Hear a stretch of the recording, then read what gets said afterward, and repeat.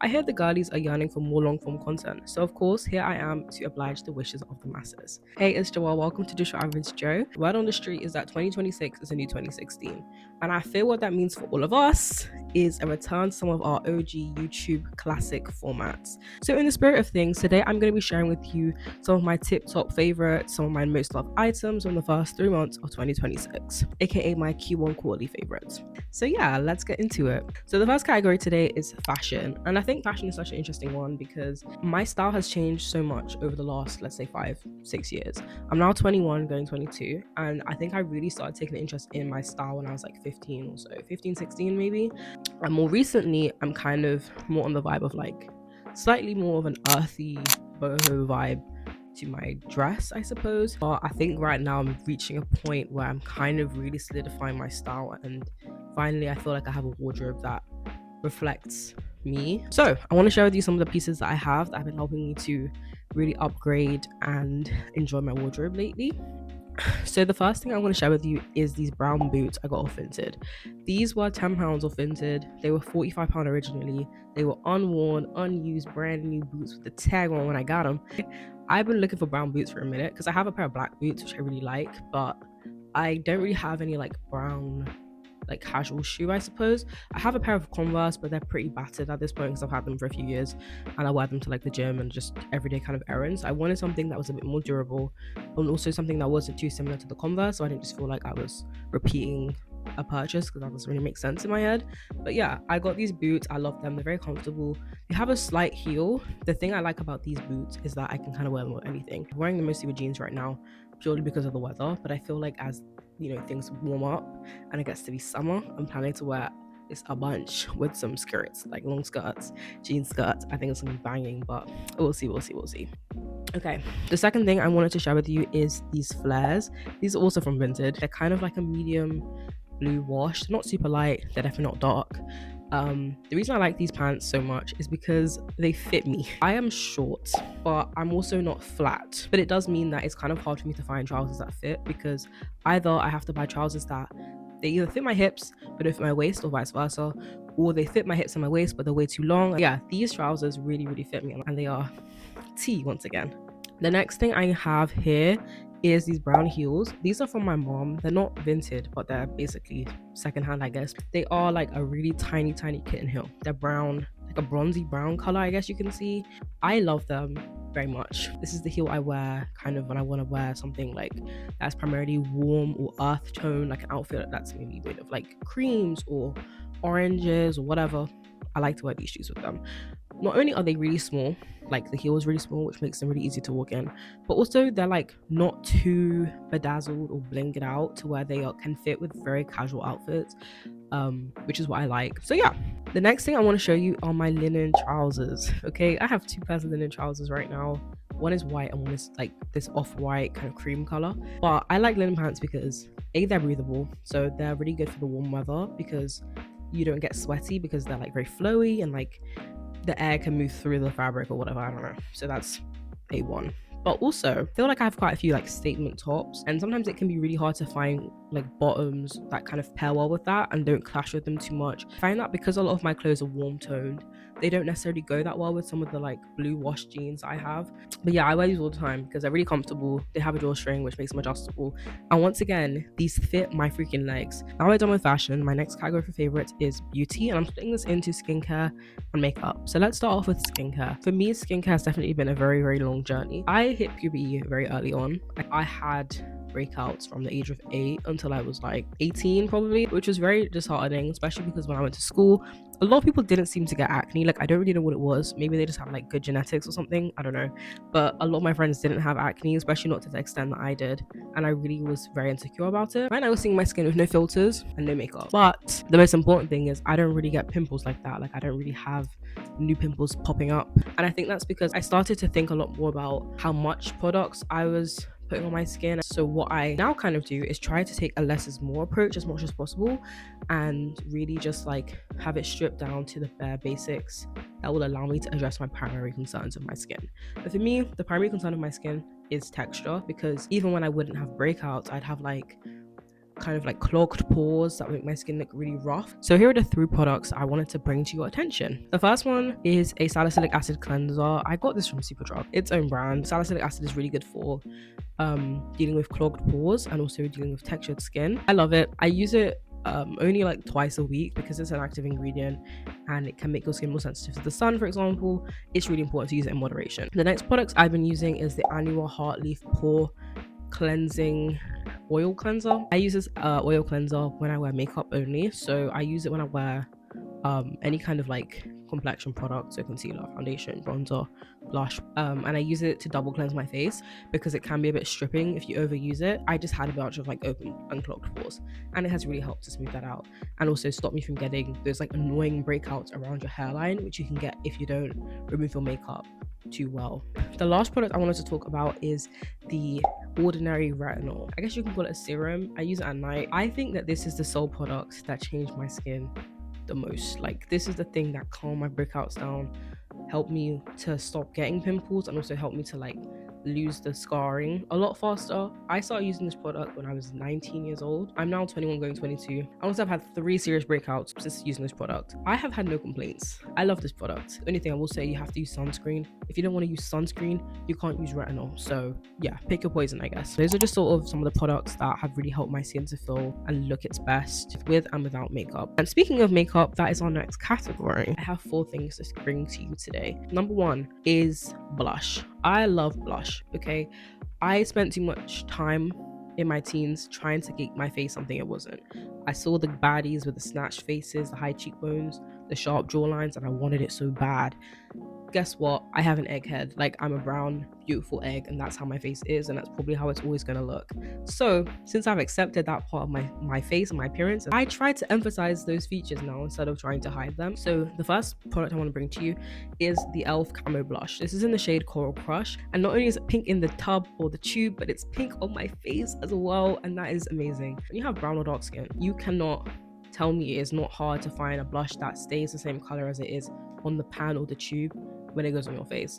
Too often I use those blushes, like a pink blush, and it comes out either purple or orange. But I do think it's also really unfair that people with darker skin can't have a true pink blush. Or at least that's what I used to think until I tried this one, because this is a true pink blush on my skin. I really like to use it in the spring particularly because I like to kind of give flower. So yes, me and pink blush, we go together real weird. The next product is also a blush. This is the Rhode Pocket blush in the shade Sun Soak. Like, if you want a blush that's going to show up orange and give you a very toasty, like bronzed look, like a sun-kissed look, this Sun Soak by Rhode is going to do it for you every single time. It is smooth to apply.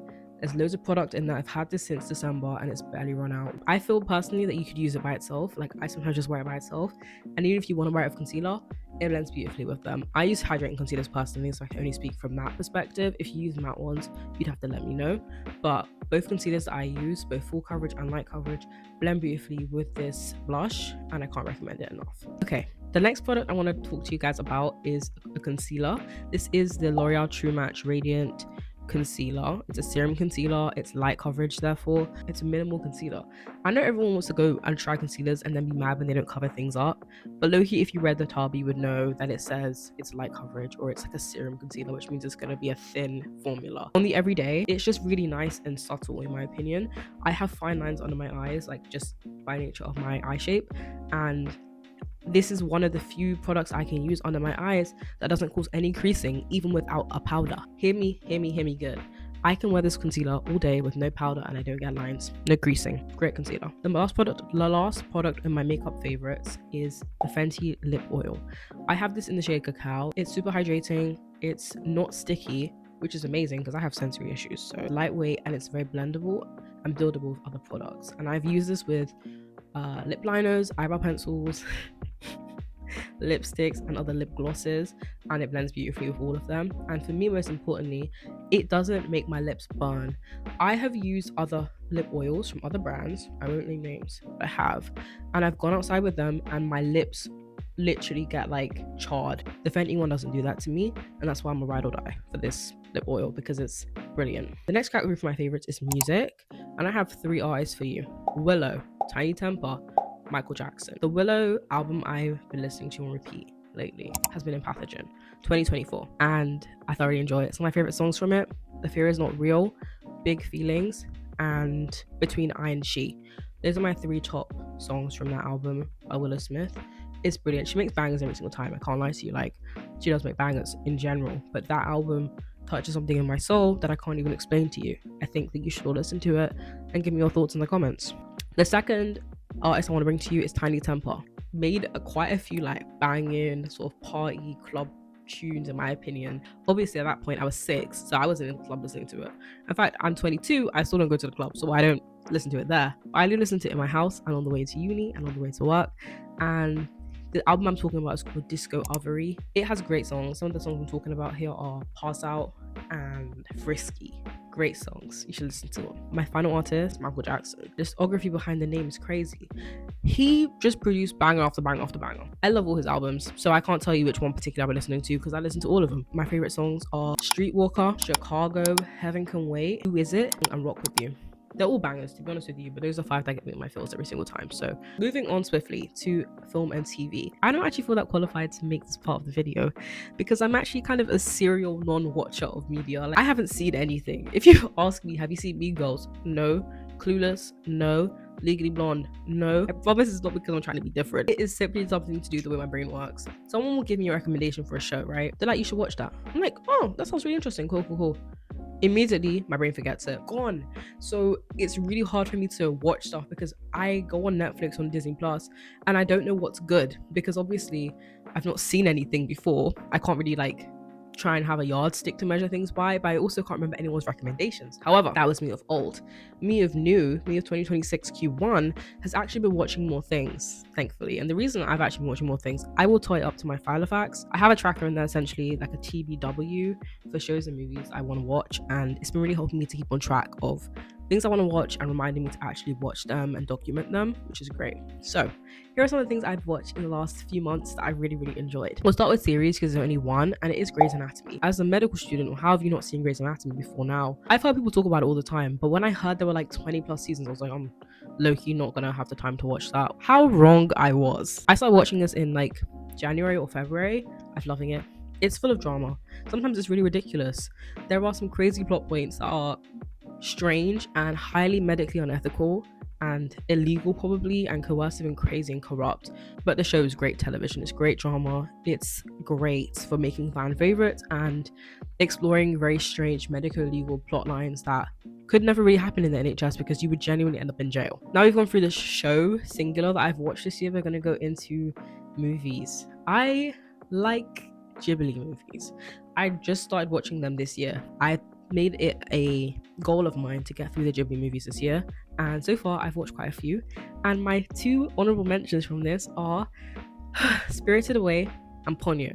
Spirited Away I watched first. I love that movie. It's really cute. I love the animation. The movie's so real for you. I love food. I'm an eater and I love to see food in like a lovely way in media, and Studio Ghibli has such a great cozy vibe to it, and I understand why so many people like it. Like, it's very cozy, it's very comforting to watch, and I think a big part of that has to do with, yes, the character design, yes, the soundtrack, but yes, the food. The way the food looks in those movies is brilliant.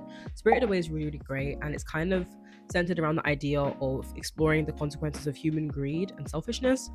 I won't say too much in case you haven't seen it, but it's really good. And the second movie I mentioned earlier from Studio Ghibli is Ponyo. It's a cute movie. It's about a goldfish who falls in love with a boy. A very cute, like, innocent, pure love that they have for each other. And it's a really wholesome movie, and it was an unexpected gem. I wasn't expecting to like it as much as I did. I would recommend. And now the last movie I'd like to add to this favorites list is Avatar 1. I have seen Avatar 2 and Avatar 3, but I hadn't seen Avatar 1. I watched it in January, loved it. It was great. It was basically about space colonialism. If you're Black or Asian or any kind of POC, you'll definitely relate to that story on a kind of ancestral level. But yeah, I like it. I also really enjoy it because it has really good world building, and that's something I like in all sorts of media. It's something I can really appreciate from James Cameron, especially since I've seen the other 2 movies, like the 2 sequels. I think the world building in that series of movies is excellent, and kudos to him. Okay, last of all, we're going to be doing a miscellaneous favorites, and I actually only have one thing in this category. It is my favorite thing of the whole quarter so far, and it is my Filofax. The Filofax has been a gold mine for me in the last 3 months. It has kept me focused, organized, on track, not double booking myself, and knowing where I'm supposed to be at all times. I love that for me. I started physically planning and analog planning in like a paper planner this year, and I have a video on my planner system if you want to see that, which I'll link somewhere. But the Filofax is great. It is really useful for those of us who have issues remembering things, like appointments and engagements with other people. I am a serial double booker or a serial just forgetter of plans in general, and I don't like that about myself. So I decided to get an aid that would help me to remember things better and to be more organized with my plans. If you are someone who is looking for a buddy, a helper, an assistant for your life, get a Filofax. I will show you mine. She is a A5 Filofax, which is pretty big, I guess, in the Filofax world of things. There are like 2 sizes smaller than this. I need space to write. My handwriting isn't that neat, and it's also just not that small. So having a big planner is super important because it means I can actually read the things I'm writing, hopefully a little bit better. But yeah, this is my Filofax. She's a babe. She's a love. It's been an overall favorite for me because it's just allowed me to track my life, be able to organize things, and also keep a good grip and understanding on like how time is passing, and shopping lists in there. I've done meal plans in there. I've done budgeting in there. It's really great and helps me to be a lot more productive. It keeps me sane as well, which is amazing. Okay, so that basically includes everything I wanted to share with you today. I hope you enjoyed it. I hope that it inspired you to kind of think a bit more about the things and items in your life that are adding value and making you feel joyous and happy and whimsical. I really like these things, which is why I'm sharing them with you. If you don't like them, let me know in the comments. Tell me why. If you do like them, let me know in the comments. Tell me why. If you like the vibe of the video, be sure to like this video, share it, comment, engage with me. Thank you for watching. I hope you enjoyed, and I will see you again next time.